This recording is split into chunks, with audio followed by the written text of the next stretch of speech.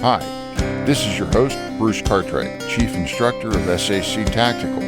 Welcome to the Fundamental Shootist Podcast, a place where the execution of the fundamentals leads to the mastery of the shooting craft.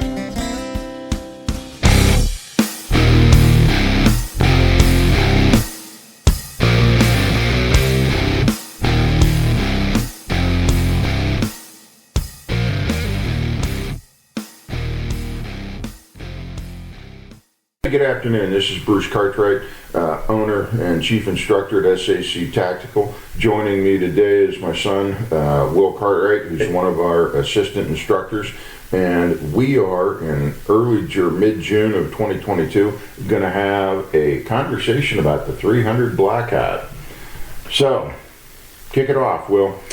Hey guys, this is Will Cartwright with SAC Tactical. So my dad and I wanted to kick off a podcast because there's a lot of information that we come by that's fairly unusual, and we are gun people.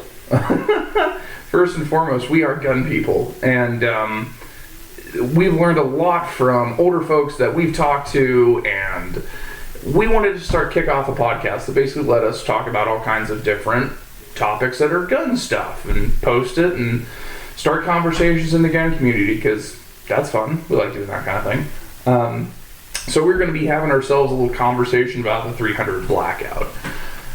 I don't know how you got started into it, Bruce, but should I use Bruce or Dad? Whatever you're comfortable with. I'll just call you Dad. You're my father. So Dad, I sort of got kicked off into the 300 blackout. Like you, because I know you mentioned we'll be talking about this more.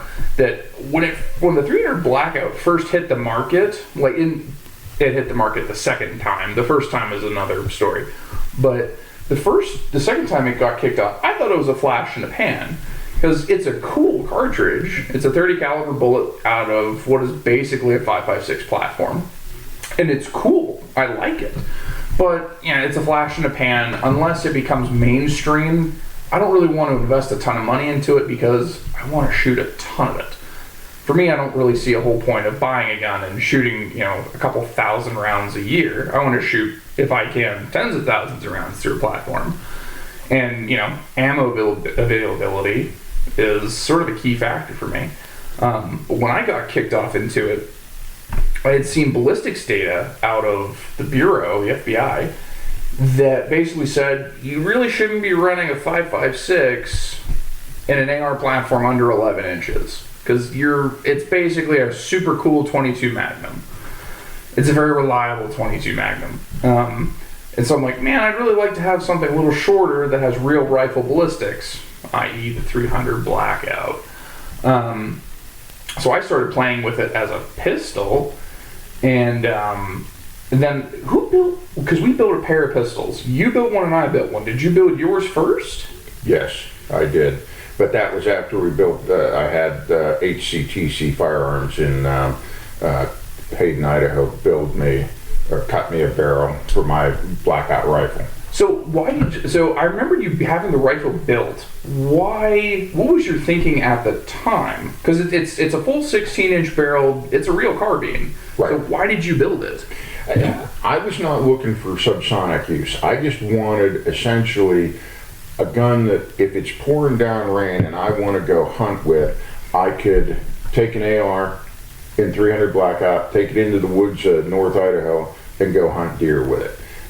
Having grown up in Pennsylvania, it was illegal to shoot deer with a .223 caliber round in Pennsylvania, and I've just never been comfortable with using it. I know some people do, but I wanted a 30 caliber round. And I had the owner of HCTC, my gunsmith at the time, cut the barrel so it was set up for supersonic use, and it's been a fabulous tool. It really is a modern 30-30. So in following that, that's where I sort of heard about the 300 blackout. I'm like, it's a niche thing. It's a niche cartridge, whatever. And then started seeing more of it and more of it and more of it. And for a long time, I was never really into it as a platform, because I'm like, whatever. Then I started seeing people throwing pistol braces on AR pistols. which that's definitely not a rifle. Definitely not. Wink, wink, nod, nod. And I was intrigued by the concept, and that's when I had a conversation with you about like the general idea of like the 300 blackout ballistics. Because what is the minimum length of barrel you need for real 300 blackout ballistics where it's actually worthwhile? Well, that varies. I mean, I've seen those SIG rattlers that go down to like 5 inches or 5.5. Usually most people say, I think the cartridge was developed to work around 8.5 or 9-inch barrels. Gotcha. Okay. And so I think we were down at Ken Hackner's because I was, for a long time, I was very much like, okay, yeah, the pistol brace thing isn't going to go very long. ATF's going to have kittens, someone's going to have an aneurysm, people are going to freak out. And they're going to get banned, they're going to get locked down, it's not going to become a thing. Well, after a while, it didn't. For a long time, it just persisted. And I'm like, well, I don't know, man. Maybe it's viable. We went down to Ken Hackathorn's, and he was doing some testing on a BCM pistol in 300 blackout. Hands it to me, and I'm like, oh, okay, this is interesting. I'm still not a believer in the pistol, because I'm like, whatever. You could have a real rifle, why bother? And then I think you went 3 for 3 or 4 for 4 on like a half-size human silhouette at 150 with a friggin' red dot offhand. It was like, oh, this is very viable. This is pretty cool. What were your thoughts after shooting your first 300 blackout pistol? My thoughts were, Ken Hackathorn said it best. It's an MP5 with real bullets. That's fair. If you need something that size, it's an MP5 with real bullets. I think there was utility in it, and it made a lot of sense. And I know for a fact Pat Rogers used to use one, and he got Paul Buffoni to cut him make him a Bravo Company pistol, because where he lived in Virginia, he wasn't allowed to keep a loaded rifle in his vehicle, even with its retired credentials and his permit, but he could keep a pistol. This is a pistol, folks. Yeah, this is a pistol. Yeah. Pat ran it with a subsonic loads with a suppressor as his own defense gun. That's something Pat would do. Absolutely. Yeah. I mean, the dude could shoot, so right, whatever. And he lived in suburban Virginia. You know, I won't go any further. Just there's neighbors and stuff around, and so that made sense for Pat. And so that was my impression. It made some sense, and always impressed with a cartridge. So after we played around, because I poo-pooed it for a while. I poo-pooed the 300 blackout for a while. Then I poo-pooed the pistol, and then I went into like hardcore. This is the best thing on the planet because I can basically have it's not a short-barreled rifle. It's a very large pistol, and the fact that I can shoulder it and shoot it like a rifle is that's just ancillary. That just happens. But I particularly enjoy the idea, so I went out and I started acquiring components and building my own 300 blackout pistol.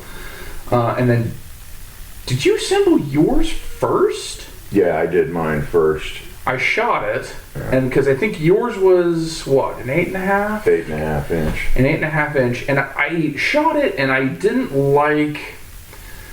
it didn't quite feel like an MP5 when it was that short. And when we say 8.5, it's 8.5 inch barrel. It's not like, and so the actual forend was a hair shorter. I ended up by a fluke, I ended up with what was it, a Bear Creek Arsenal? Like I said, I was just testing the idea to see if it was really worthwhile. I think it was a 10.5 or 9.5? 10.5. I ended up with a 10.5. Shot it for a little while. I really enjoyed it. I had some issues with the platform. I really liked the cartridge, and I wanted to have essentially a real rifle because the 9-inch 300 blackout is a very potent. It's a real rifle cartridge, and you can shoot it like a real rifle cartridge. But it's not a, when you add a 16-inch barrel, it does things ballistically. I mean, a friend of ours, Steve, did some testing. What was he using? So Steve was an engineer by trade, God rest his soul. And Steve was a meticulous hand loader, and so he tested a 16-inch M1A, I think it was a SOCOM 2, with 308s, chambered in 308, with 150 grain bull metal jacket bullets, and he used the same bullets in the blackout. The loads he was running in the 16-inch 308 were at 2,400 feet per second. The blackout were just a click under 2,000. And the reality is, and what really started pushing me back into the 300 to use it as a general purpose cartridge, is when I started doing the math, and Steve and I talked about it, it's 85% of the way to a 308. In real world barrels. Now, if you want to take a 24-inch sniper rifle and compare it to an 8-inch pistol, okay, you can do that, but you're comparing apples and oranges. It's kind of dumb. You're comparing apples and oranges with that. But and conversely, and Steve made a lot of sense. A couple of 16-inch ARs and an M1A. That's really, if you're doing as short as legally possible in terms of rifle, that's pretty comparable in size in terms of platform. Although I'll tell you, I think the M4 is a lot more nimble. Yeah, because I know you two were talking about the ballistic data, and I'm like, wow, there's only like maybe 400 foot a second difference between the two. Yep. Well, I mean, I haven't shot a ton of M1As, but I've seen people shoot plenty of them, and at range they can be pretty decent. But up close, if you're shooting fast, I mean, we had a student come into class, and we jokingly called his M1A the hammer of Thor, because he would blow over targets, which is with the back blast. Yeah. Which, if you're going to shoot somebody or a deer or something like that, I mean, I'd really rather not be shot with a 308, even in a 16-inch gun. Right. But for me, I looked at the weight of an M1A compared to like a lightweight AR. Even with optics, the AR is like what, a third less the weight, maybe even half, depending. Yeah, I'd say at least a couple pounds less. A third is probably a good ballpark. And then a third again as much ammunition. Because, typically you run 30-round mags. You can run 20s. Right. But you don't see... I don't know if I've ever actually seen an M1A with a 30-round mag. I'm sure somebody makes one. I think they generally top out at about 20. Right. And I'm sure somebody's done more, and part of my reluctance to initially get into the cartridge was the discussions I had with your uncle. The logic we came to was, you need to have, if you're going to really be a gun guy, it's okay to have all this high-speed stuff, because it's free America. You can do whatever the heck you want. If you want a 375 Herfendorfer, God bless you. Buy two. But realistically, for ammo supply, 22 long rifle, 9mm, 38, 45 auto, 12 gauge, 223, and 308 was for the longest time, That was the U.S. military cartridge. Right. You can get tons of it. You can get it by the pallet if you wanted. And then after I started talking to Steve, I'd always liked the cartridge, and I saw it was really gaining widespread acceptance. I like it, but then I realized I'm only giving up 15% in terms of performance with the 300 blackout in the same size platform. The pluses of the AR outweighed the minuses or the pluses of the power in the M1A for me. I'm in the same boat with you on that one. It's because the 308, at least from my point of view, you really are not into 308 ballistics until you hit at least 18 inches of barrel. Right. And even then, if you want to shoot 1,000 yards with a 308, you can absolutely do that. but you need at least, what, a 24, 26-inch barrel to really be effective. Well, there are people that do it with shorter barrels, but the issue is dependent on the loads and where you're shooting. If you're shooting F-class matches, the 168s, which is 168 grain bullets, which is what was the standard load for any sort of match load, typically in the 308s, they do wonky things to the target stands at 1,000. They're going transonic. The 175s stay supersonic, and they'll go through the targets better. And this is a general rule. I think I'd want a longer barrel than the 308. I mean, can you do okay work with it with a 16-inch? Oh yeah, I mean it's still a real rifle cartridge. Right. It hits like a truck. Right. But I think for shorter range engagements or zero, I really wouldn't want to shoot much beyond 300 yards with a 300 blackout unless you're running lightweight bullets with heavier charges. Well, it depends on what you're shooting at. That's fair. I mean, you want to shoot at paper, I'll shoot them. We'll go. I'll shoot out 2 miles if you want. If you're talking about shooting game or people, I tend to think what Jeff Cooper said made sense. You want to try to stay under 300 yards. Yeah. Because quite frankly, 300 yards in the game fields is a long way. And while I know there's dudes that shoot deer and stuff at 1,000 yards, you're not really doing that with a 300 blackout. Yeah, that's not the right tool for that. You need something a bit bigger. Right. And there are not that many people doing that. There's a few, but it's still pretty limited. Right. And long range marksmanship, you really have to be switched on to know what you're doing. Mm-hmm. So, at any rate, that's sort of why I ended up taking a hard look at the blackout. And the other thing is, everybody poo-poos the old Winchester Model 94s in 30-30, but for 0 to 200 yards, it's a great utility rifle. Very few rifles have probably killed that many white-tailed deer. Exactly. And I mean, white-tailed deer are somewhat analogous to humans in terms of weight and size. Yes. It's a decent people cartridge even. Well, I understand something. The 30-30 Winchester was the patrol rifle cartridge, before we were into patrol rifles. I mean, there's at least a couple, I think, LAPD marked Model 94s floating around. Wait, really? Yeah. Oh my god. I just have a hard time imagining an honest to God LA cop with a 30-30, a lever action. That just, because with the modern image of modern cities, a dude running around with a 30-30, it's like, excuse me? Do you know when they were running those? Oh, probably before the Second World War, maybe early 50s. And understand something, the Texas Rangers ran those guns for years. Oh yeah, but that's also Texas. Model 94s, Remington 11 shotguns, and revolvers in 1911s, and a pile of law got enforced with that gun. Oh yeah. And so as a general purpose gun, it made a lot of sense. If you knew you were going to take shots at 300 yards, that's not probably the gun you'd pick. Nor would I pick a 300 blackout. But if I'm out woods bumming, if I'm just doing general hunting, if I'm going to be doing a huge amount of walking, and the ranges are short, I'll tend to pick up the blackout.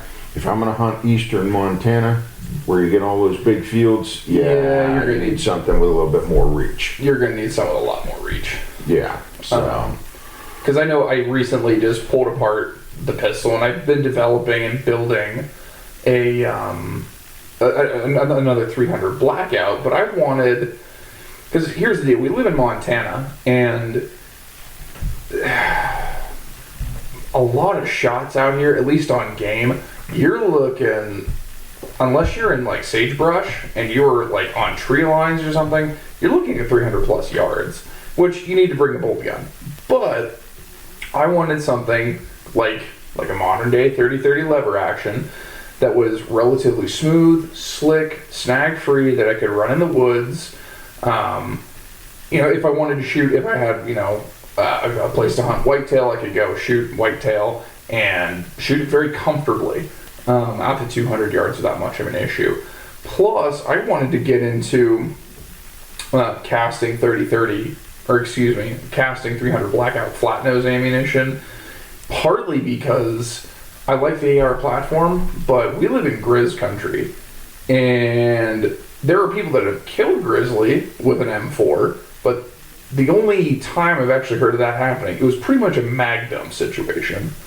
And so I wanted to get into 300 blackout as, something between a people gun as in an AR-15 and 5.56, all the way up to, okay, hey, I can hunt with this, and if there's ever a problem with the Grizzly, I don't feel undergunned walking in and dealing with, an 800-pound Grizzly, because that's not terribly fun. Right, and our good friend Dave over in North Idaho, who's a hardcore bullet caster, mentioned something to me that made a lot of sense, which is cast bullets are hard all the way through if you cast them properly and or harden them.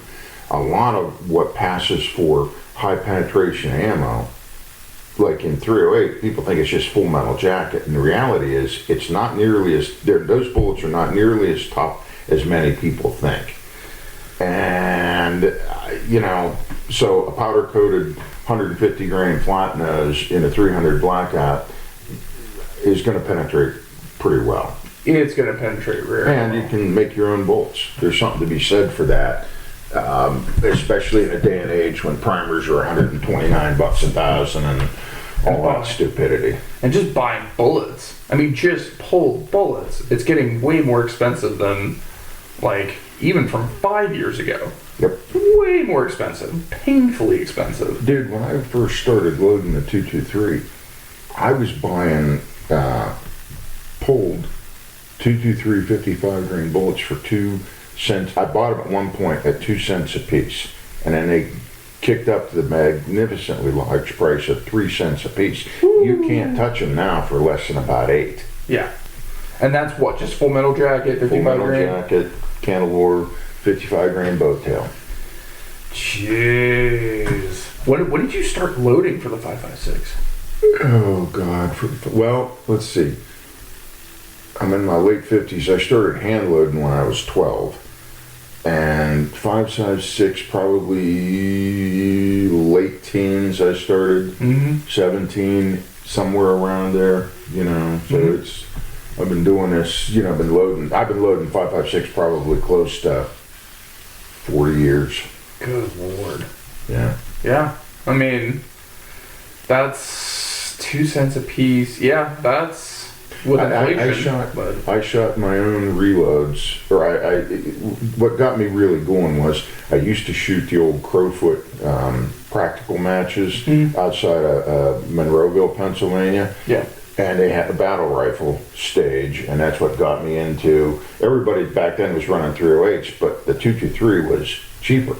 Yeah. And so it's like, you put them in the center, you still made major, you didn't make major, but you still scored the same, so. Right. And it was also cheaper, because at some point it's like, 308's great, but it's always been more expensive than 5.56. Well, and that's one of the things that's neat about the 300 blackout. A typical load with a 150 grain bullet in the 308, you're going to load about 45 grains of powder, give or take. Sure. In the 223, it's 25 grains. In the 300, you're between 17 and 19 grains. I mean, do the math. You can load 2 plus 2 1/4 rounds of blackout, maybe 2 1/2 for every round of 308. And at the end of the day, if you're looking for 308-esque, ballistics, but you're on a tighter budget, 300 blackout's probably the best option, because like we talked about, the gentleman Steve that we talked with, at least in terms of for ballistics and whatnot, he was telling me at the time I talked to him about this, I worked in a scrapyard, and people would bring us buckets and 5-gallon buckets full of brass. Every once in a while you'd have somebody come in with a 55-gallon barrel of brass, and he looks at me and goes, well, what I need is, if you find any, because it's not in very high demand, but I'm looking for 5.56 blanks. And I looked at him, I'm like, why on earth do you want 5.56 blanks? Like, I understand if you're in the movie industry and you're reloading blanks. Oh, okay, I get that. But he was the furthest thing away from that. He liked to actually throw projectiles, not just make noise. And he just goes, oh, well, I can buy used blanks for basically nothing and chop them down and resize them for 300 blackout. I'm like, oh, that's why you want those. That kind of makes sense. And so if you, for example, you shoot up a bunch of 5.56 and you're like, well, maybe I want to reload 5.56, or I'd rather reload for 300 blackout, just get a sizer, resize them, reload, and do your own thing. Well, and here's the thing about brass. We are now in a 9mm and a 223 world. With the recent shortages that everybody's been dealing with, the first rounds that got produced that you could buy in any quantity, even if the prices are elevated, are 9mm and 223. Yep. 223 brass is what you use to turn into blackout. Now, you can buy factory-made brass, but for the industrious, on a cold, snowy Montana night, you just chop saw them and then form them and trim them. Yep. Like, you know. And you have a half-assed 308. Exactly. And again, I like the 308, but I'm seeing less and less use for it out west. Because if you really need longer range performance, there are bigger cartridges that give you better ballistics at distance. I'm not trying to knock the cartridge down. It has its place, because if you want a real honest-to-God battle rifle, then you need a 308. You need a 308, because you can run plenty of cartridges, but 308, it enforced a lot of liberty all over the world. Exactly. It's killed plenty of people and plenty of game just fine. Well, and understand, as much as I like the 223 and the 300 blackout, the Army just adopted what is essentially a 308 neck down to 270. Yeah. It's a 6.8 by 51. Is that the 277 Fury? No, I think that's a 223. I thought that's what SIG called it. Well, maybe. It's some weird name, but it's like a 308 neck down to 270. Right. Yeah, it really is a 6.8 or 277 diameter bullet. It's the same thing in a 51mm long case, which is the same as a 308. So they're looking at longer range ballistics. So I suspect they'll be in a bigger platform. And what I understand looking at that SIG is it's an AR-10 style platform. It literally is an AR-10. I've seen some reviews of it, and it's just an AR-10. What kind of surprises me is the fact that if you want an AR-10, like there's tons of reasons to have an AR-10. They absolutely work great. But if you're big military, you can essentially get whatever you want. Why not go into something like a 6.5 Creedmoor, which already has plenty of ballistics data. It's not a brand new cartridge. It's been around for a little while, and it's proven. It's an excellent distance cartridge. It doesn't recoil very much. I mean, it recoils like a super hot 300 blackout in an AR-10. I mean, anybody from like 100 pounds soaking wet, green bean through basic training is going to be able to pick up that rifle. If they can carry it around, they'll be able to shoot it just fine. Well, I'll take it a step further. I think that the latest cartridge that Bill Wilson came out with, that 300 hammer, which is essentially the easiest way to understand it is a 300 blackout. The metric designation is 7.62 by 35 millimeters. 35 is the length.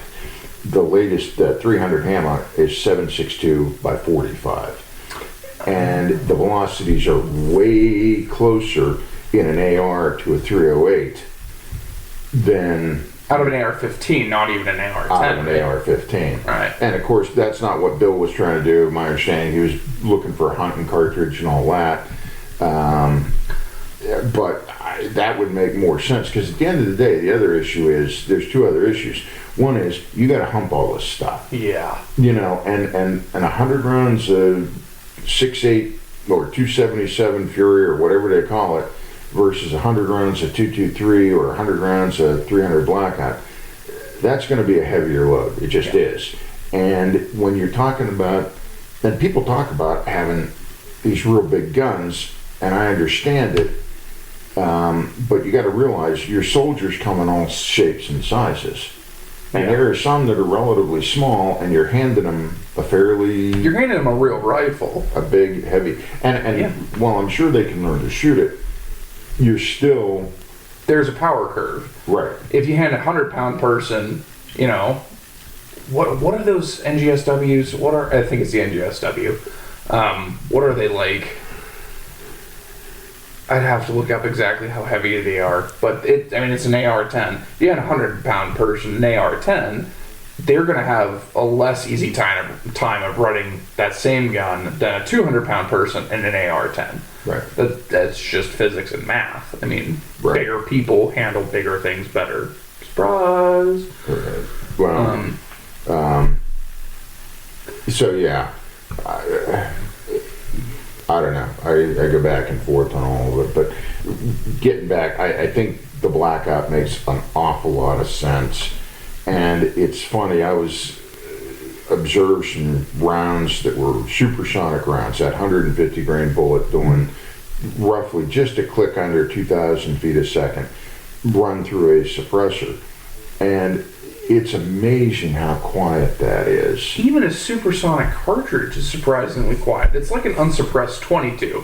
It's not terribly pleasant on your ears, but it's not like shooting it without a cam. Yeah, it's not hearing safe, but it's also, I can also tell you, having shot 308s out of 16-inch guns without suppressors, that's brutal. Oh, it sucks. And the only thing worse than that was a friend of ours in New Hampshire had, I think it was an HK 51, a 12. It was either an 8 or a 12-inch barreled 308, and it was brutal. I mean, the flash was horrendous, and the overpressure wave was just. It was insane. Right. Because I remember we went severely cool. Right. I mean, if you wanted to put a stamp on your man card passport, you went and did a mag dump with that. Exactly. Because I remember going to a machine gun shoot in, was it Bend? No, Albany, Corvallis. It was in Corvallis. Oregon, yeah. Years ago. This is a while ago, and they're sort of not doing much of that kind of stuff anymore. Won't get into that, but it was a 4-sided bay? No, it was a 3-sided bay. And, probably 50 yards long, and they had a bunch of people bring out machine guns, and what was cool is you could walk up to the line, and if someone had a machine gun, you'd pay for the ammo, but it's like, oh, I've never shot a PPSH 41 before, here's $20, let me mag dump it. And you could shoot whatever was there. I'm still kicking myself about not shooting a Glock 18. That's something I've been wanting to shoot. Makes the ammo companies happy. Oh, yeah. But in the process, there was somebody, and I didn't shoot it because I just really didn't feel like blowing out my eardrums, even with double hearing protection. It was sketchy. But somebody had, I swear to God, it was 10-inch. Oh Lord, I think it was like a G3, but it was like an 8-inch version. Yeah. And some smartass put they put a muzzle brake on this thing, and I'm about 30 yards away. That gun was louder, or at least the pressure wave was louder than somebody shooting the Ma Deuce outside of the building. Yeah. It was insane, but that's not really as much of a problem with the 300 blackout. Right. It just does not have the pressure wave, even in short barrels. It really doesn't. Well, much milder. And the other thing is the technology's coming along where when the subsonic stuff originally got developed, they were using match bullets, open tip, like the Sierra 220 Match Kings and all that. Mm-hmm. And the best you could hope for was just the bullet would tumble when it hit something. Yeah. Now, Hornady's got a 190 grain bullet that expands at subsonic velocity. Ooh. And the pedals, it looks like it's a damn small flower when it opens up. Heck yeah. And there's a company, L-Tech, I think, that does the same thing back east. There's some neat stuff like that. There's some cool subsonic stuff coming out now.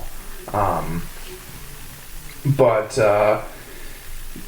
I know, at least from shooting, because I recently just built a 16-inch 300 blackout, because I would go and I would shoot, I'd shoot yours, and it hits harder a little bit. It seems like it hits a little harder than a 5.56 close up anyway, but there's not too much more recoil. And I'm like, man, I might be needing one of these. So I went and picked up some equipment and have a 16-inch 300 blackout. And what we were finding was with a red dot, if you can shoot an AR, I put, I think it was, I don't remember the muzzle brake. I put a muzzle brake on the end of the 300 blackout. It's a Silencer Co. ASR. That's the one. And it's not a stupendous brake, but it's great for threading a suppressor on when you get them. And I was shooting it just as fast as a 5.56. And if you had handed me a 5.56 that was physically a complete match to that gun, I would not have been able to tell the difference. Yeah. In recoil, I could not tell the difference. I was never a huge fan of compensators because I thought, quite frankly, it was a bunch of Game Boy BS. And if you want to play games, that's your business. My biggest concern with using a short barrel AR is flash. Yeah. And, and understand, you didn't deal with it. You were, well, you lived through, you weren't aware of it, you lived through part of the assault weapons ban. I can tell you, shooting a 16-inch AR without a flash hider with just a bare muzzle at night, but that sucks. Brutal. I mean, you can roast hot dogs with the damn flash, and it's brutal. So I always wanted flash hiders. Yeah. That said, after we shot your 300 with that ASR component, I was amazed how much difference, how quickly you could shoot.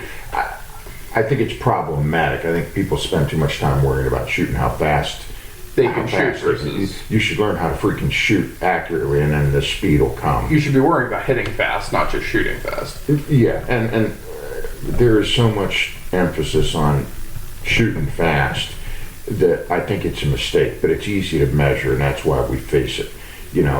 Out on the street, you got to explain all this crap to somebody sooner or later. And shooting good, shooting accurately, I think is better. But within that very narrow window, that comp was cool. That comp too, because I had never actually shot a 300 blackout comped gun, and I just screwed it on there because I didn't have a muzzle device for it. I didn't have like a flash hider or anything. And I'm just like, oh, have this one. Screwed it on, tightened it up, and went, wow, okay, this really makes this gun pretty easy to shoot. Kind of scary actually, how easy it is to shoot. It'd be interesting to try it with the 110, 125 grain loads. That's what I kind of want to play with. Because I found that, at least with my 300 blackout, I have an easier time chambering bullets that are like 110 to like 130 grain. It's typically the smaller end. Well, part of that's the ogive, and we were using surplus bullets, and because we could get them cheap, and if we could fill a cartridge with cheap bullets and sawdust to get it to go off, we're gonna get it to go off. So let me ask you, what do you like for optics on the 300 general purpose rifle? So I'm sort of mixed right now. I like the idea of LPDOs. Just because I live in Montana. That low-powered variable octave? Low-powered variable octave, yeah. I like the idea of them. The problem is, and it's partly for me, I struggle shooting rifles as well as I shoot pistols. I'm much more of a pistol guy. And I really like red dots. I'm an aim point guy, and I'm probably going to be an aim point guy until I die, until someone makes something that's better than an aim point. I haven't really played around with EOTechs. I've heard they're really producing pretty decent ones now, but when you have aim points that just never die, I don't really see the point of going to something else unless it's like a huge step up. You change the battery on your birthday every year. You turn it on. And you leave it on. Yeah. And dude, I carried those guns in the trunk of bureau cars. Mm-hmm. Hot, cold weather. Good roads, bad roads. Every time I pulled it out, it was zeroed. The dot was on, and all you had to do was chamber around and go pop your caps off go to work. Yeah. And no turning shit on. No, hey, I need to get my electrical engineering degree. How do I turn it on? I need to push this button and that button together. It was just Gronk push button, Gronk twist knob, Gronk put thing on thing, press thing. What was it that John Farnham said? How did he say that about? Oh, put the thing on the thing and press the thing. Yeah. Yeah. And so even Gronk caveman can figure this one out. Right. But to answer your question, I'm into red dots. I personally really struggle to get hits at 300 with a red dot. I find they're not quite as precise as I'd like. Yeah, and yet the class we did, where we did at Big Fork last year, the walk back drill. With a 5.56, I would whack at steel with a red dot anyway. So right, yeah. And the trick to running dots is turning the dot power down to rheostat so that you can barely see the dot, so you don't get a bloom, because the bloom tends to make the dot bigger, and it's much harder to obscures your target. Yeah, that's the Thank you, Pat Rogers. Yes, Pat. And the other thing that I've taught students is you don't look at the dot as the aiming point. You look at the center of the dot. Yeah. Like it's a pinprick. And with a 5.56, out to 200, you just put the dot wherever you want. Put that thing on that thing. Yeah, center mass. And then if you're shooting at 300, put the dot on the shoulder line of if you're shooting at human-sized targets. At 400, put it just on the top of the head and call it a day. I haven't played enough with the blackout. I think that's pretty close, but because it even then there's still a bit of a parabola. And that's the case with any round. But it's a little bit more pronounced. Yes, and I personally, I'm more leaning towards 110 grain bullets, right, just because the parabola is comparing 110 grain to like 150 grain. The parabola is way less pronounced. Like it's not quite shooting 5.56. But it's not too different where I'd be like butthurt about the difference. Well, and that other 300, 350 feet a second more velocity tends to flatten out the trajectory a bit. And that's why I favor like that. If you can get them, that 110 grain Barnes. Is that the TAC Vortex? Yeah, that TSX. Yeah, that's the one. And although I think there's one that's cool, is the SIG 120 grain all copper bullet, and it's easier to find and cheaper, which is never a bad thing, and it's going about 2,300 out of a long gun. Yeah. So and here's the thing: people try to drive some of those guns and those loads. Oh, I want more velocity. Well, at some point, you turn this back into a 308. Yeah. And you lose the utility. I mean, the only thing I would say is I think the sweet spot might be if you need a cartridge with more velocity, that 300 hammer makes sense. The problem is I don't think you're going to find that in backcountry stores or in Walmarts or any of that. You may, but I've never actually seen a cartridge. I've never even seen a picture of one. But I think that 300 hammer is pretty interesting too. Yeah. So I prefer 110 grain bullets just because the parabola is pretty short for shooting distance. What other weird, peculiar loads can you do with a 300 blackout that might be harder with a 5.56? Like, and the reason I'm asking is, when I built my 300, I wanted a modern day 30-30. I wanted a rifle that I could use for just about everything. And I heard that there was a guy, and he was on YouTube somewhere, and I don't recall what the name of his channel was, but he had a 300 blackout, and instead of putting like a typical 308 bullet into him, he was packing them with buckshot. Was it buckshot? I think it might have been buckshot. Yeah, he was doing, and I think that the guy's channel was Full Lead Taco, and I think they're called bunny fart loads. You shoot them in a single shot or maybe a bolt gun, and they were powder coated. Yeah, I think they were powder coated buckshot, like 30 caliber buckshot, and primed case, a couple grains of some fast burning powder. I don't know the load, and they were like stupidly quiet. And normally you can't run, he ran them through a suppressed gun. Normally you don't run lead, uncoated lead through suppressors, but powder coated lead, you can do it. Yeah, and because there's no leading, it's all contained. Yeah, more exactly. or less. And so I think that's a cool thing. I think you can do real heavy loads. Because if you want to do small game hunting, there's a rabbit at like 15 yards, you're like, oh dude, I got the shot. You line up with a 110 grain, all copper bullet from your good friends over at SIG, and you absolutely obliterate the rabbit. It's chunky now. There are pieces spread over a good, 1 yard radius. Well, yeah, I hear that. That's if you're taking body shots. You got to take head shots. Yeah. And there's two solutions to that. One, because Townsend Llewellyn talked about having small game loads in big game cartridges. Like he had a reduced load for a 30-06.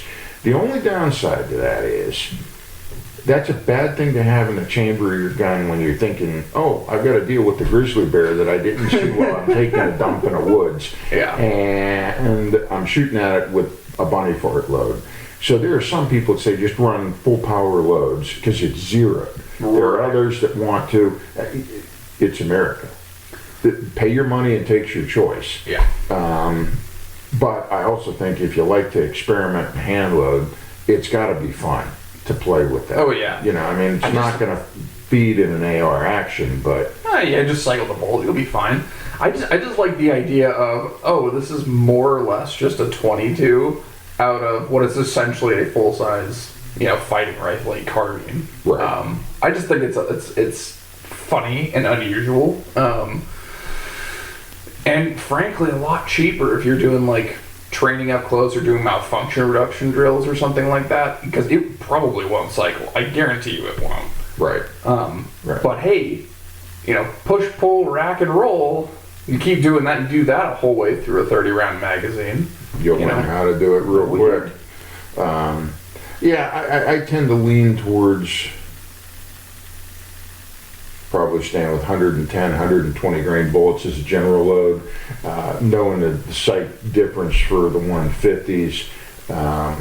And quite frankly, I'm looking for 125, 130 grain cast bullet, something, maybe 150 that I can cast and we can powder coat, because we've done it with those ones from our friend Dave in the 30-30 without any leading, at 2,000 feet of that was, dude, and shooting that 30-30, I was fully prepared, because when it comes to like the powder coat, I was fully prepared to go, sure it works.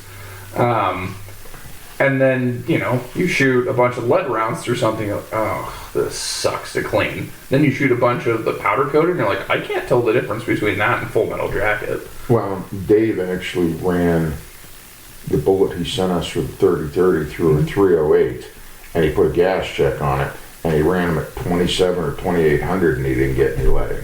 That's kind of scary. He's running them that fast.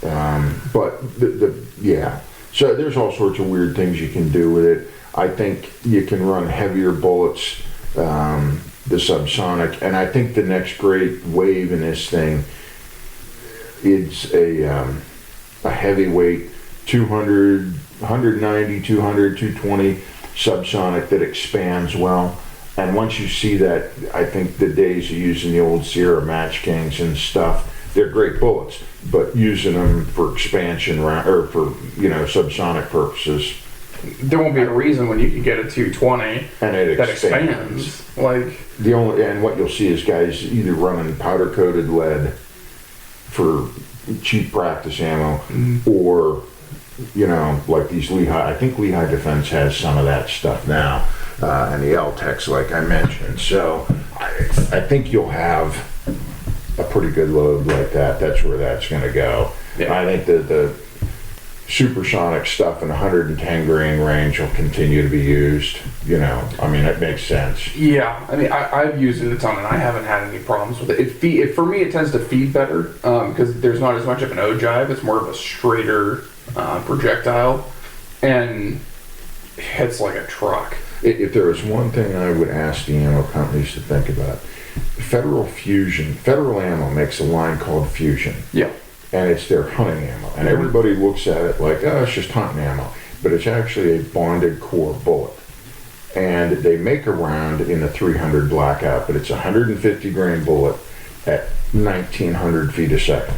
I would love for them to drop that weight to 120, 125, and run that about 2300. Oh, that thing would be I'd fantastic. grab that and never look back. Seriously, because It would be less expensive than the and nothing wrong with the SIG or the Barnes, you know. They they're still great bullets, but- expand and do good stuff, Right, but they're not bonded core, and they're not cheap bonded core. right.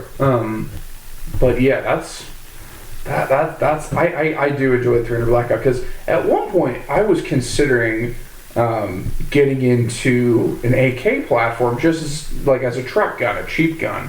Those days are gone forever. I hit that market at the worst time, because a friend of mine is the AK guy within my group of friends, and I'll ask him, like, hey dude, I'm looking for a cheap AK, and he starts laughing. He's like, do you want a good one or a cheap one? And I'm like, don't tell me that, because I like the 7.62x39 cartridge. It's basically the 300 blackout and the 7.62x39 are they're not the same, but they're pretty close. In terms of, like, out of a 16-inch barrel, they're pretty close. Built by peasants for peasants. Welcome to the AK platform. But I wanted one as a cheap truck gun because I could get underfolders or side folders for stocks, and then I could fit it into my car and have a real rifle that I could shoot with a stock folder or not. Now, I know they make that type of stuff for the AR platform now, but that's spending like an extra $200-300 just to get an AR to do that. And I'm like, or I could just buy an AK that does it out of the box. And so my theory was that's what I wanted. And I quickly got told, listen, you need to get basically you need to go to an AR, because you're not going to find cheap AKs. Because part of it was I wanted to leave a rifle in my car at the time, because I lived in Missoula, Montana, and there were places in town that are kind of sketchy that if I left a rifle in there, there's a good chance it was going to get jacked. Yeah, I'm not a huge fan of leaving guns in cars. But I do not like it. I'm always even going to the range, when I step out of the car, I hate leaving rifles, because I'm like, there's a window and it's so easy just to smash and grab. But irregardless, I wanted to get into the 7.62x39. Rifles were way more expensive, good ones anyway. Ammo now for the 7.62x39 is getting way more expensive with the Russian steel case import ban, which somebody else will fill the hole in the market. But Palmetto State. They're talking about making it. Oh, really? They're talking about making steel case? Yep. They're gonna make a mint if they can make it cheap. They're like the third largest gun manufacturer in the country now. Really? One of the top ones. Like, they make so many guns, ARs, it's not even funny. Because if you can produce, because the deal is, it doesn't take as much to get an AR right that it does with an AK. Because you can hand somebody, not everybody, but you can hand a good chunk of the American populace a box full of parts for an AR-15 and say, you can assemble your own rifle. And with a couple of YouTube videos, a couple of hours, they could probably get pretty close to a functioning rifle. If the parts are spec'd right. If the parts are spec'd right. Like if they actually do fit together, you can get them to fit. And it doesn't take a rocket scientist to get it to work. AKs are a different story. There's rivets, and there's a lot more that goes into getting them built properly, because you could Bubba Gump them, but they're not really going to work the way they're supposed to. And God forbid you do that to, a foreign parts kit that actually works pretty well. You don't want to do that to, oh, I have a finished Valmet that I just bolted this together. Oh my God, you did what? You didn't send that off to somebody to have them properly do it? It's like the guys that used to form MP5 clones and weld them and all that. They had the sheets. They had the pre-stamped sheets, and you would buy a parts kit, and then the receivers, and you were bending them with an arbor press Oh, you're welding kidding. them. No. I have never heard this. Oh yeah. I'm guessing those never worked properly. It depends on who built it and what they were doing. Good Lord. Because that's the way I assume that's the way HK makes them. They, it's Sheet just stamping. Yeah. But HK, Yeah, but it's German precision. Yeah, it's German precision. We stamp better than anyone else. Mm-hmm. Suck it, America. But yeah, like I wanted that 30 caliber cartridge in an intermediate gun. Right. Getting back to it, that's what I wanted. And I think it was you, because I'm going, man, this is what I really want, but I can't get a cheap AK, I can't get cheap ammo for it, because that was part of it. If I go meet some friends, we go start running around in the woods with, in my Jeep, I want to be able to reach in the back and go, oh hey, I brought a rifle. Snap it open, hey, we're popping pop cans because we feel like it. And have ammo, carry ammo in the gun that if you needed to actually fight with it, you'd do okay. And then just have ball ammo. But when it's all expensive, there's no point to it. Well, and at one point, the AKs were looked at, and to a lesser degree, the SKSs, you could buy them For $100. $100, $200. Yeah. And ammo was stupid cheap. And then after the import ban in '89 and the assault weapons ban, that all started drying up. And then they started producing AKs and being able to import them. Like I just saw an ad for Atlantic Firearms, and a stripped down like a receiver with the barrel, all the sights mounted, but no furniture, any of that. Yeah. $800. I'm like, you could buy a decent. You can buy a Colt. You could buy a nice AR. I mean, for roughly that. I mean, you could buy a BCM upper, a really nice BCM upper, and if you took your time and got your money together, you could probably get it with a BCG in there too, and a charging handle. Yeah. I mean, and you could just slap that into a palmetto, and there is a certain cursed element to just slapping it into a palmetto state lower, just going, a rifle. But I mean, when it comes to ARs, all the really important stuff is BCG to barrel. Well, fitment. Yeah, and again, so, I'll say it because I'm an old fan of Colts. If I was doing it today, you can find Colts, 69-20s, which is flat top, 16-inch barrel gun with no furniture on them for the 800 range. Buy one. I mean, that's And how are the newer Colts? 'Cause I've heard that they've been having problems with their newer Colt ARs. Like the older ones were much better, but I haven't played with one to actually know. I haven't played with one lately. I mean, all the old Colts I had ran because they were built to a standard because of the military, military contracts. And I will say this: I think you're seeing less of the Bubba Gumped ARs, like the Franken guns, where people bolt stuff together. And it's okay to do that if you know what the hell you're doing and you test it. And Pat Rogers ran into that. And what people found was you want to go to a 2 or 3 day carbine class and go through SCAD's ammo, and you want to do it on something that you put together on your kitchen table and you weren't really sure. A lot of guys, people got away from it. And that's why Bravo Company, for hard use guns, Colts, Bravo companies, there's some other Defense, ones. Right. HK 416s. There's a bunch of companies making really good quality S tier AR platforms. Right. And I think it was you, because like I said, I wanted to go to the AK and I wanted a 30 caliber intermediate cartridge, and you looked at me and went, so what's the 300 blackout? Yeah. And I knew damn well what the 300 blackout was, but I'm like, but it's not as cheap. And then, well, after the Russian import ban on steel case, it's like, well, actually it is, because we can reload for it. So it is, in fact, cheaper. Right. And the issue with that is the AK, the 7.62x39, has a different case head. Yeah. Whereas the 223 you can convert over. And that's what the real benefit to the blackout is. Because I can run, if I felt like, and you have to be really careful because you don't want to shove a 5.5. You can shove a 5.56 into a 300 blackout, and it's probably not going to be catastrophic. But if you shove a 300 blackout into a 5.56, that's when you have an expensive pipe bomb. You shouldn't be able to put a 223 into a 300 because of the way the chamber neck is. It depends. Sometimes with some of the bullets in the 300, can. And it's the old joke about shoving 10 pounds of stuff in a 5-pound bag, and it's catastrophic. It's dangerous as hell. Which brings me to a point.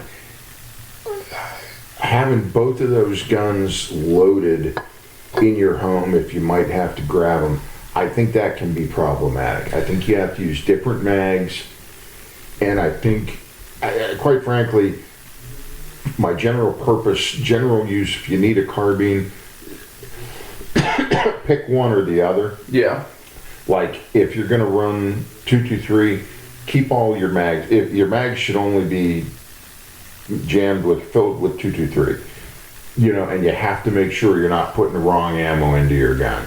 So I typically don't keep loaded 300 mags handy, at least in general circulation. Sure. What I tend to do, because I really prefer my 300 blackout upper over my 5.56 for close quarter stuff, just because the way it's set up right now. What I will do is, for the 300 blackout, Lancer mags, they're the plastic mags with metal feed lips. Right. And they're built for the 300, which, by the way, if you're going to run a 300 blackout, highly recommend buying 300 blackout specific magazines. Your life will be much better. You're going to have a much better and happier life because your gun will function much better. And there's no rib in front to mess up the bullet feed. Because for a while I ran,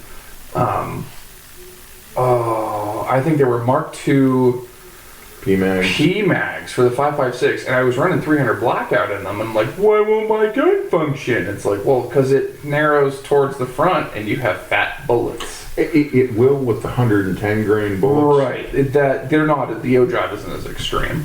Right. And it's a much steeper tip, if you will. So you clear that internal rib. The minute you start going to cast bullets or any of the... Like 150 grain? Yeah, it becomes an issue. Yeah.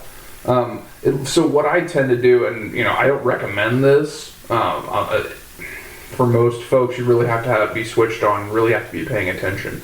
I will run only Lancer magazines in 300 blackout.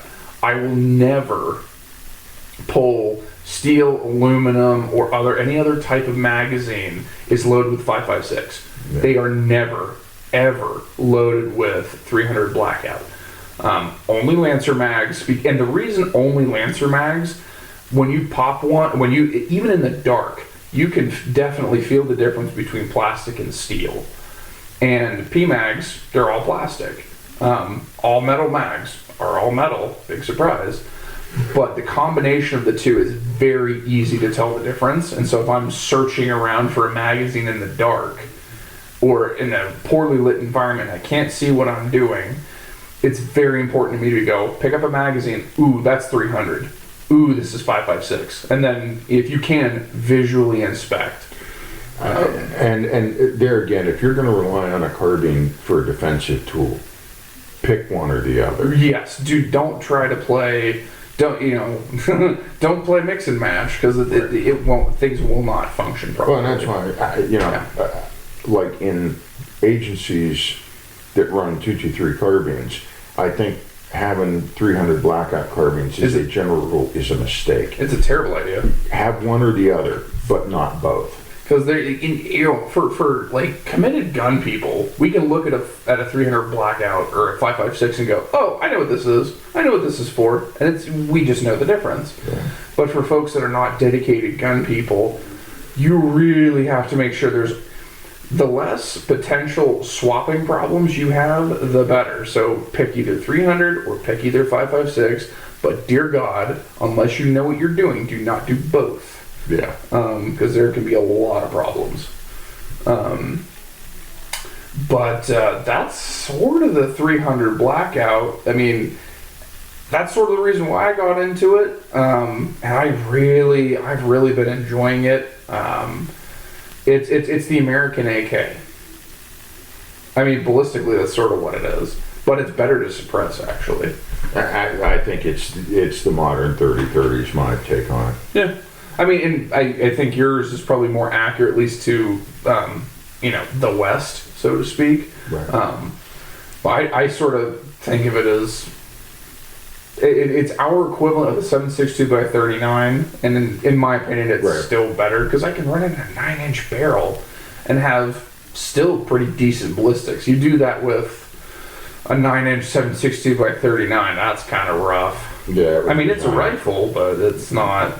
Right. It's not pretty. And again, the benefit for me is, I grew up in a time when deer rifles were all blued steel and walnut. Yeah. And you always worried when you hunted in Pennsylvania, like when we hunted in Pennsylvania, deer season was the first 2 weeks after Thanksgiving. Mm-hmm. So that typically meant snow and bad weather. And of course, I lived to hunt for that last weekend because very few people were in the woods. And that almost always in mid-December in Pennsylvania meant snow. Yeah. And taking a gorgeous bolt gun out in that, you always cringed. You did it, but you cringed. If I was doing that again today, taking an AR and 300 blackout and it gets wet, okay. Air compressor, blow it out. Spray it off, and then sit down and have your shot at 15-year-old McAllens and call it a day. Yeah, and Nobody cares. Because, most of the receivers, aluminum, you're not going to rust aluminum. Not unless you're not human and you're just a godlike being that can just change it molecularly. But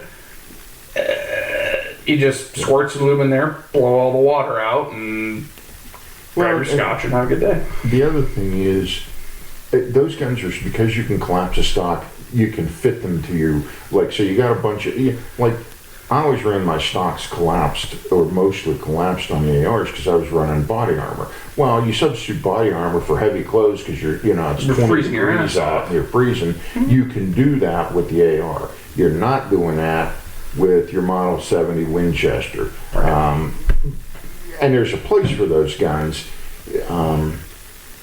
But it's like I said, it's a very utilitarian thing. I mean, you drive around now. I suspect in Montana, 30 years ago, you saw guys carrying Model 94s in their pickup trucks in the racks in the back window. Yeah. Nowadays, it's nothing to see some dude with an AR. Nobody cares. Well, this is also Montana.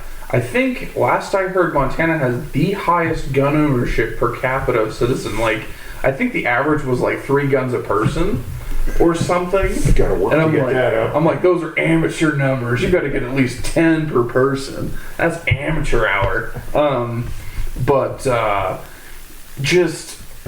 It's nothing to see people running around. Everyone's got an AR. It's the modern, the ammo's are cheap.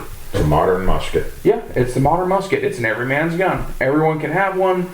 And what's great about them is they're modular to the point where you can basically custom build a gun to somebody fairly cheaply. Yeah. Because back in the day, if you wanted a custom rifle, you wanted a custom double gun.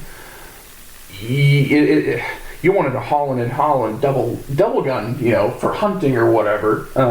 You're paying a lot of money. It's one of those, if you have to ask what the price is, you don't get to have it. I just looked at the idea of, we were talking about 308s, looked at building a custom Model 70 rifle.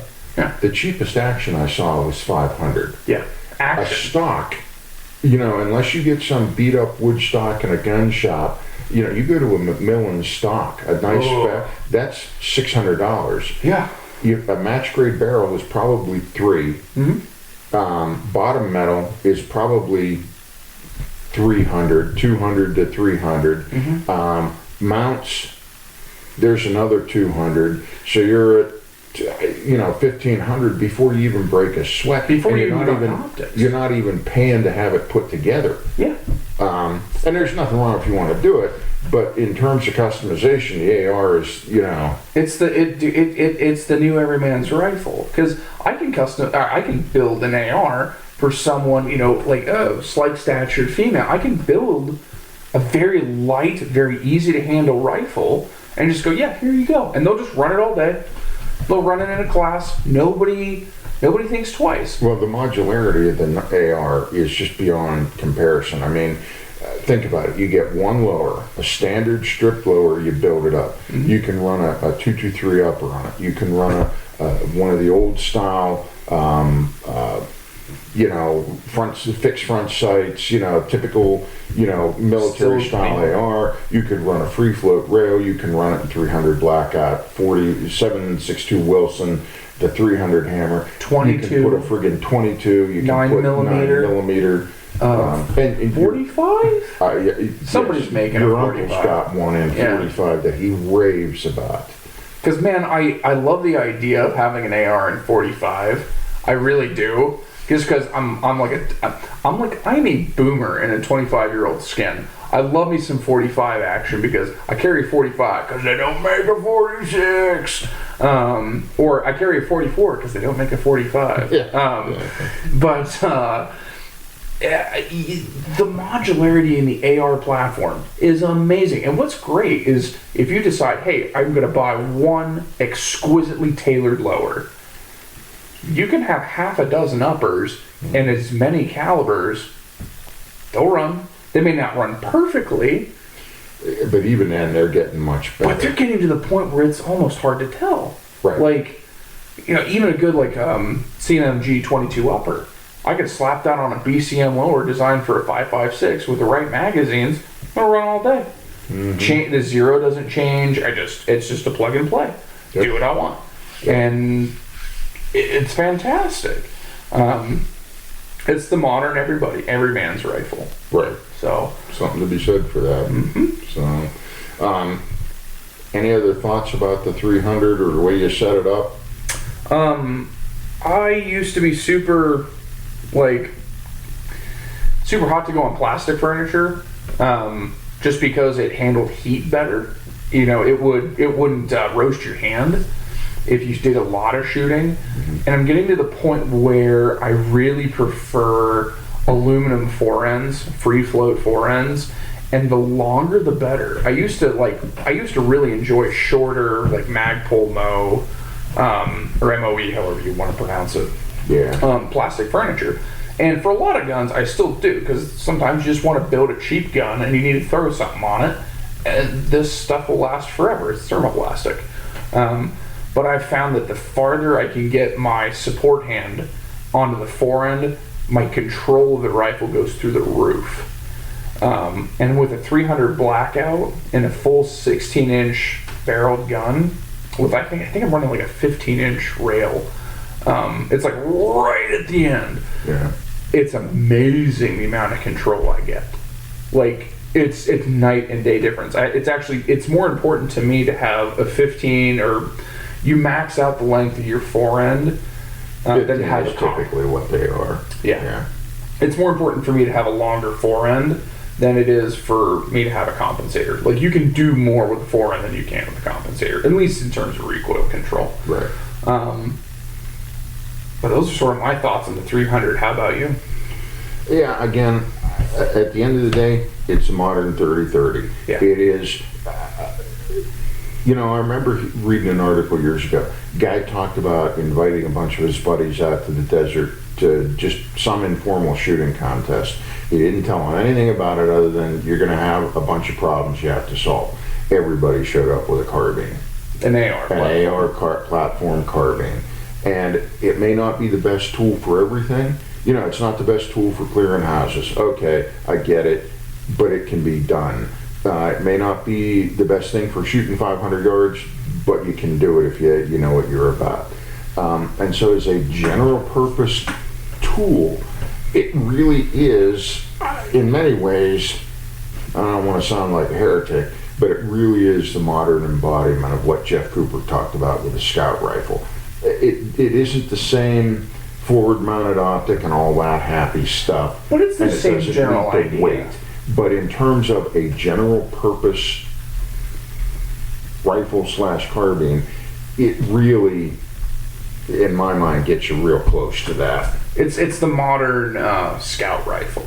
Yeah. Because it's relatively light. Because the thing at least with Cooper, he wasn't planning on doing room clearing with a bolt gun, which I don't know anyone that would plan to do that. Well, if you read Cooper's books about it, he actually wrote, I think it was in To Ride, Shoot Straight, and Speak the Truth. He talked about the roles of all these guns. Mm-hmm. And his advanced students basically said there weren't too many problems you couldn't solve with a 1911 pistol and a battle rifle. Yeah. And in that sense, he was right. Anything that required distance used a rifle for, you need to clear a room, sling your rifle, and use your Handgun. use your 1911. Yeah. And you know, and he talked about the sub gun and the shotgun and the carbines, and I get it.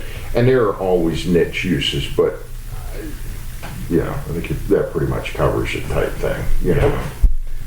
So, at any rate, there we go. So, folks, that was our conversation on the 300 blackout. We'll be doing more of these types of conversations. If you have any suggestions, we'll be getting some different email forums for getting some things set up and see what you guys want us to talk about. Because we're gun guys. We can talk about this literally for 12 hours straight and not really, not really blink about it. Well, and I think one of the other things that we're looking at doing, Will, is what our friend Jack talked about, is when we teach class, I always do the old after action report, like Pat Rogers taught me how to do. And I think we're going to start doing those in audio and possibly video format. Yeah. And talk about what we learned and what worked and what didn't and all that good stuff. So, folks, stay tuned. We're going to be pushing out more of these. Folks, that concludes today's podcast. We'd like to thank you for joining us at The Fundamental Shootist, the podcast produced by our company, SAC Tactical. For comments or questions, please reach out to us via our email, which is info@saconSco.com. For more cool content and to see schedules and upcoming classes and other neat things, please check out our website at www.saconsco.com. The Fundamental Shootist is a production of SAC Tactical, a division of SA Consulting, LLC. The information conveyed by this podcast is for educational purposes only. The principals, partners, guests, affiliates, or associates of the Fundamental Shootist and SAC Tactical are not responsible nor liable for any action taken based upon the information conveyed in this shared podcast. Always take proper precautions. Always follow all firearms safety rules. Always seek training from qualified, competent firearms instructors before using firearms. Have access to medical professionals when conducting live fire firearms training. Legal content, commentary, or explanations do not constitute legal advice, nor should they be viewed as legal advice. We are not your attorney. We recommend that you consult with competent legal counsel when researching and trying to understand laws and legal applications. All rights reserved.